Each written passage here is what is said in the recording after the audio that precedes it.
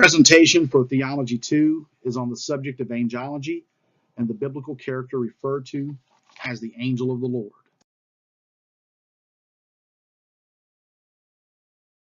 The angel of the Lord is a biblical character or person who appears on several occasions throughout both the Old and New Testaments. The phrase angel of the Lord is found in 64 verses in the Bible, 52 times in the Old Testament and 12 times in the New. The angel is first mentioned in Genesis 16:7 without any type of formal introduction. The angel of the Lord is also referred to by the synonymous phrases angel of God, angel of his presence, or angel of the covenant. The King James translators typically designated the angel of the Lord by the definite article the, as if there is only one angel of the Lord set apart from all the other angels. However, there is no definite article the in the original Hebrew text, and the pulpit commentary points out that several theologians regard Psalm 34:7, the angel of the Lord encamps round about them, as a collective group of angels and not simply an individual being.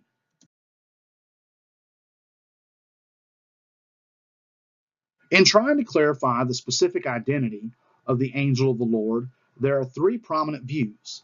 Number one, that the angel of the Lord is a theophany, that is, a physical manifestation of God the Father. Number two, that the angel of the Lord is a Christophany, a physical manifestation of Jesus Christ. And number three, that the angel of the Lord is simply an angel representative of God who speaks and acts on account of God.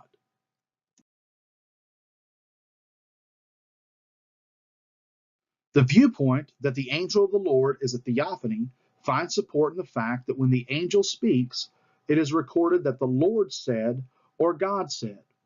The strongest language is that of Exodus chapter 3, where the angel of the Lord appears in the burning bush and identifies himself as the God of Abraham, Isaac, and Jacob.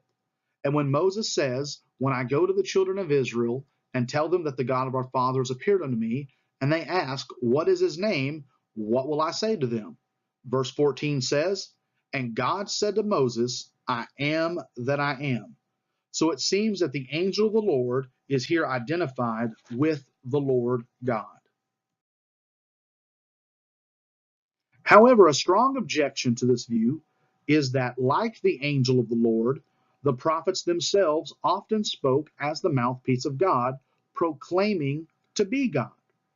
For example, in Isaiah 45:5, Isaiah spoke, "I am the Lord and there is none else. There is no God beside me." Yet Isaiah was simply a mouthpiece through whom God spoke, not a theophany of God. Again, in Jeremiah 32:27, the prophet Jeremiah proclaimed, "Behold, I am the Lord, the God of all flesh. Is there anything too hard for me?" Yet Jeremiah was, of course, not a theophany of God. He was a prophet. Ezekiel, Joel, Zechariah, and Malachi all proclaimed, "I am the Lord" statements. Yet each of these prophets were simply humans through whom the Lord spoke, not an actual theophany of God. In fact, in Zechariah chapter 1, verse 10, the angel of the Lord is clearly distinguished from the Lord and is said to have been sent by the Lord to walk to and fro through the earth. He even has a conversation with the Lord saying, "O Lord of hosts, how long will you not have mercy on Jerusalem?" Then the Lord answers the angel with good words. So the angel of the Lord, like the prophets, spoke in the name of the Lord, proclaiming, "Thus saith the Lord of hosts." This clear distinction has led some theologians to the second view, that the angel of the Lord is in fact a Christophany. A Christophany, or a physical manifestation of Jesus Christ, specifically in the Old Testament. This view seems to find credibility in the fact that Jesus claimed identity as the I am who spoke in Exodus chapter 3, verse 14. In John 8:56-58, Jesus said, "For your father Abraham rejoiced to see my day, and he saw it and was glad." Then the Jews said unto him, "Thou art not yet 50 years old, and hast thou seen Abraham?" Jesus said unto them, "Verily, verily, I say unto you, before Abraham was, I am." So Jesus claimed to be the I am of Exodus 3:14, which the Old Testament records as being the angel of the Lord in the burning bush. This would also provide a convenient explanation for Trinitarians on how the angel of the Lord could both speak as the Lord and yet be separate and distinct from the Lord in Zechariah. But the idea that the angel of the Lord is a Christophany or physical manifestation of Jesus Christ is equally challenging. For one, the angel of the Lord appears several times in the New Testament, specifically distinguished from Jesus Christ. In Matthew chapter 1, the angel of the Lord is not simply distinguished from the Lord, but is specifically distinguished from Jesus Christ, the Son of God. In verses 20 through 21, you have the angel of the Lord speaking to Joseph in regards to the child already then conceived in the womb of Mary, who we know was Jesus Christ, the Son of God. Later in Matthew chapter 2, verse 13, we find the angel of the Lord appearing again to Joseph sometime after the virgin birth when Jesus was a young child. Then a third time in Matthew 28:2, it was the angel of the Lord who rolled away the stone from the grave of Jesus. So there is a clear distinction that the angel of the Lord is not the same person as Jesus Christ. Likewise, the Hebrew author made an emphatic argument distinguishing the angels from the Son of God. Hebrews 1:5 states, "For unto which of the angels said he at any time, Thou art my son, this day have I begotten thee?" In addition, the Hebrew writer indicated that the Son of God is superior to the angels and is in fact worshipped by the angels, which would include the angel of the Lord. So the angel of the Lord does not appear to be a theophany or a Christophany.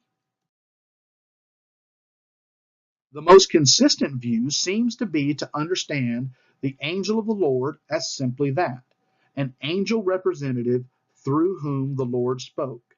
This view is confirmed to us both by the Old Testament prophets, who confirmed that the angel of the Lord or the angel of God was in fact that, an angel. The angel of God who appeared to Jacob is identified by the prophet Hosea as simply that, an angel. Likewise, the New Testament evangelist confirms that the angel of the Lord that spoke from the fire of the burning bush was indeed an angel of the Lord. In fact, the angel of the Lord in the temple who appeared to Zechariah identified himself specifically as Gabriel. This is the same angel that appeared to Daniel in the Old Testament. So we must understand that just as the prophets spoke as the mouth of God, so also the angel of the Lord was simply that, an angel or angels who likewise spoke as the mouth of God.